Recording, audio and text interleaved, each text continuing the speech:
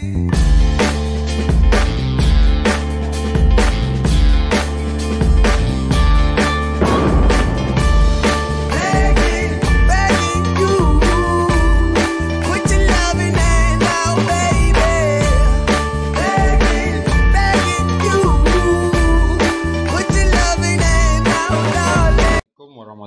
wabarakatuh dan salam sejahtera.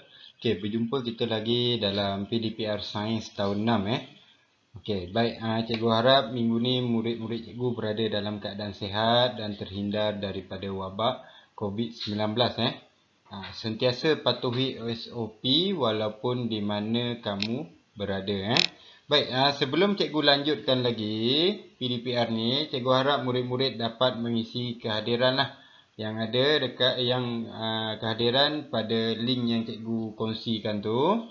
Baik, untuk minggu lepas kita dah belajar berkenaan dengan mesin ringkas. Baik, untuk minggu ni cikgu akan fokus kepada mesin kompleks.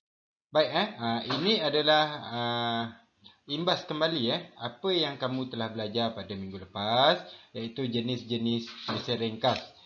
Kalau jenis skru dia ada berbenang. Kalau gear dia bergigi, contoh seperti di rantai basikal ataupun motosikal. Kemudian kita ada satah condong yang boleh membantu kita menggerakkan objek dari satu aras ke aras yang lebih tinggi. Kemudian kita ada roda dan gandar, contoh pembuka tayar ataupun tayar kenderaan. Kemudian kita ada takal, contohnya di bendera. Kemudian benda yang tajam dan boleh memotong, dia adalah kategori baji. Dan tuas. Tuas dia ada fulcrum, dia ada beban dan dia ada daya. Okey, baik, kita tengok tuas sikit. Okey, tuas dia ada 3 kelas iaitu 3 golongan atau 3 kelas, di mana tuas golongan 1, fulcrum dia titik tumpu ataupun fulcrum dia berada di tengah-tengah. Kuasa ataupun daya di hujung dan beban di hujung belah sini. Fulcrum dia berada di tengah-tengah. Kalau tuas kelas kedua ataupun golongan kedua, fulcrum dia berada di tepi. Titik tumpu dia ni yang 3 segi warna kuning ni fulcrum lah ataupun titik tumpu, mesti berada di sebelah tepi dan beban di tengah-tengah. Kemudian di hujung daya.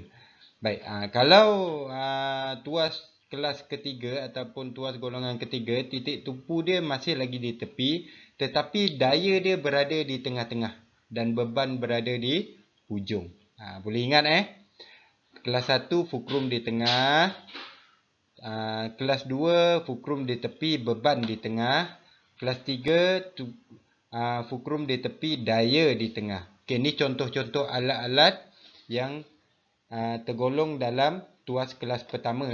Penyepit rambut, pelayar, pencabut paku ataupun ragum kakak tua, gunting, penyepit, tukul besi dan pengepit wire. Okey, kalau untuk golongan kedua kita ada kelas kedua kita ada kereta tolak, kita ada handle ram, kita ada pemotong kertas, kita ada pemotong wire, kita ada penyepit BBQ ataupun penyepit ais, kita ada pembuka tutup botol. Kalau tuas kelas ketiga kita ada ini bukan penyepit, ini silap yang ni penyepit buah pinang ataupun buah keras. Kita nak kepitkan ni, kita nak pecahkan kulit dia. Kalau yang tuas ketiga barulah beban di hujung, penyepit BBQ, penyepit ais, stapler. Ni alatan untuk memegang. Kemudian kita ada cangkul dan kita ada skop. Boleh ingat 3 kelas tuas. Baik, untuk minggu ni cikgu akan fokuskan mesin kompleks iaitu 12.2. Kalau tengok buku teks 12.2.1. Mengenal pasti mesin ringkas yang terdapat dalam mesin kompleks. Kemudian 12.2.2 mengitlak mesin kompleks terdiri daripada gabungan lebih daripada satu mesin ringkas.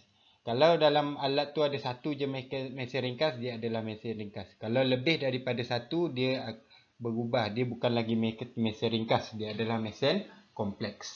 Baik, okey. Hari ini kita akan fokus kepada 0.1 dan 0.2 maksud mesin kompleks dan kenali mesin kompleks. Cuba tonton video tu, video ni apakah itu mesin-mesin kompleks? Kita tengok. Jeff dan Sarah sedang menjalankan projek mereka. Jeff bertanya, apakah cara yang terbaik untuk memotong bentuk bagi beg sandang kita? Sarah menjelaskan, sepasang gunting tajam dapat melaksanakan tugas itu. Adakah awak tahu bahawa gunting ini adalah mesin kompleks? Sarah berkata, sepasang gunting mempunyai dua bilah yang tajam yang berfungsi sebagai baji. Apabila kain dipotong, gunting juga bertindak sebagai tuas. Sebuah mesin kompleks terdiri daripada dua atau lebih mesin ringkas. Mari kita cari lain-lain mesin kompleks di dalam bengkel. Gerudi tangan juga merupakan mesin kompleks. Gerudi tangan mempunyai dua mesin ringkas. Satu adalah gia yang digunakan untuk memutarkan batang mata gerudi. Satu lagi adalah mata gerudi dengan tepi yang tajam. Mata gerudi bertindak sebagai baji untuk menebuk ke dalam kayu. Sebuah jam mempunyai roda dan gandar serta pelbagai jenis gia untuk menggerakkan jarum saat, minit dan jam pada kelajuan yang berbeza. Sebuah penebuk kertas juga mempunyai dua mesin ringkas. Penebuk kertas berfungsi sebagai tuas dan mempunyai baji untuk menebuk kertas. Sebuah pengasah pensel mempunyai mata pisau yang bertindak sebagai baji. Apabila pemegang pada pengasah diengkol, mata pisau berpusing untuk mengasah pensel. Sebuah basikal bukit merupakan mesin kompleks. Basikal bukit membolehkan penunggang merentasi pelbagai jenis rupa bumi. Apakah jenis-jenis mesin ringkas utama yang terdapat pada sebuah basikal bukit? Kedua-dua roda basikal berputar pada gandar. Pada handle, tuas menekan pada brek pada bahagian luar roda. Ini memperlahankan basikal bukit. Satu set gia pada roda belakang dan satu set lagi pada roda engkol berfungsi bersama melalui seutas rantai. Ketika menaiki cerun, gia-gia tersebut sama ada menukar kelajuan atau meningkatkan kuasa basikal.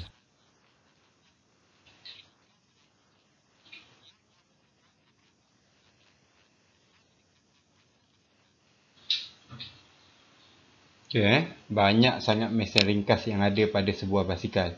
Jadi basikal ni dia dikategorikan sebagai mesin kompleks sebab ada dua ataupun lebih mesin ringkas dalam sebuah basikal.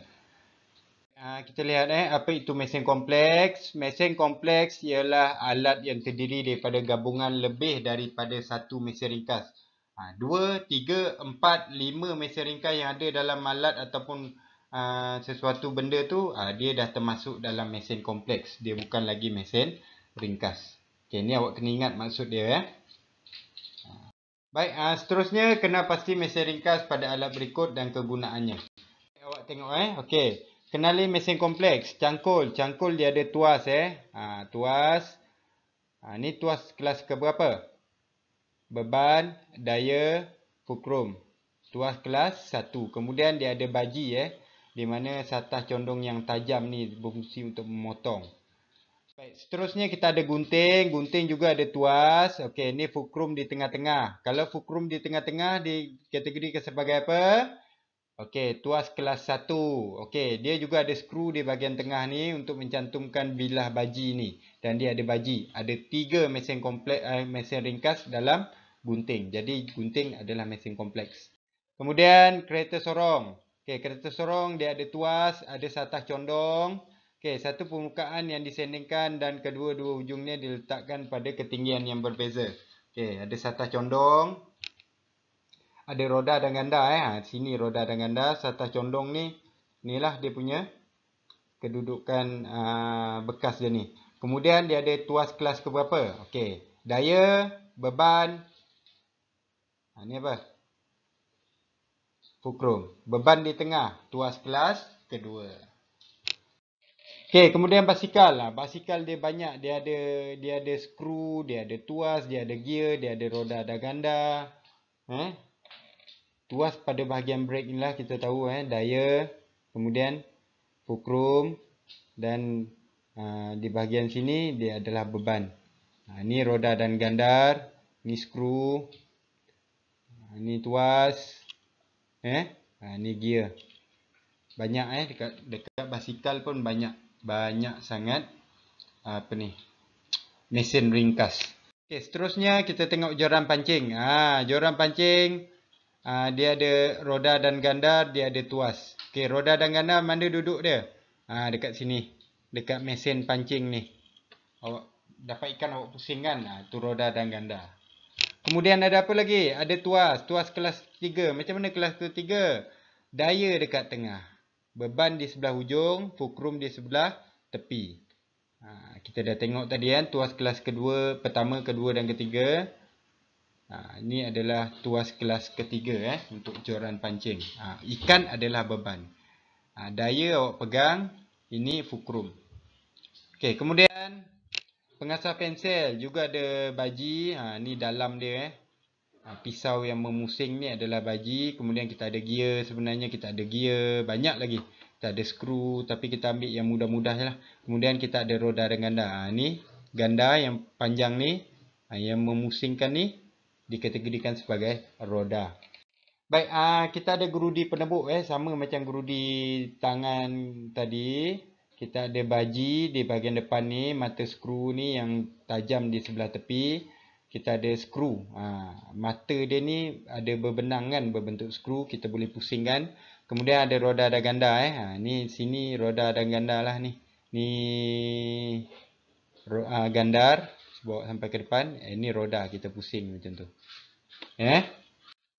Kemudian ni tadi dah terangkan ada gear, ada roda dan ganda dan ada mata skru yang mata skru mata ni dia ada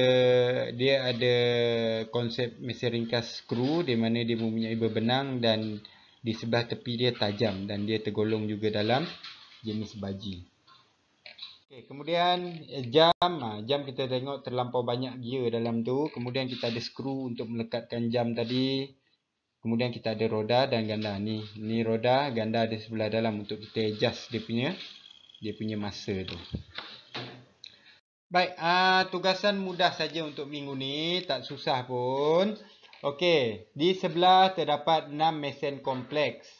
Senaraikan mesin ringkas yang terdapat dalam mesin kompleks tersebut. Okey, buat dalam buku sains panjang. Jangan lupa tulis hari dan tarikh. Sebagai contoh, cikgu tunjukkan. Basikal, mesin ringkas dia apa? Gear, tuas. Apa lagi? Roda dan gandar. Senaraikan skru seberapa banyak yang awak boleh. Ni 1, 2, 3 kereta sorong, 4 joran pancing, 5 pemukul telur, 6 penggorek. Pemukul telur. Pemukul telur ni dia agak susah sikit. Macam mana? Dia ada apa? Cuba tengok betul-betul Baik, itu saja untuk minggu ni. Pastikan awak siapkan tugasan awak sebab minggu depan kita akan masuk amali pula. Amali mesin. Okay, kita jumpa lagi pada minggu hadapan. Sekian, terima kasih. Kalau ada sebarang persoalan, awak boleh PM secara personal dalam Telegram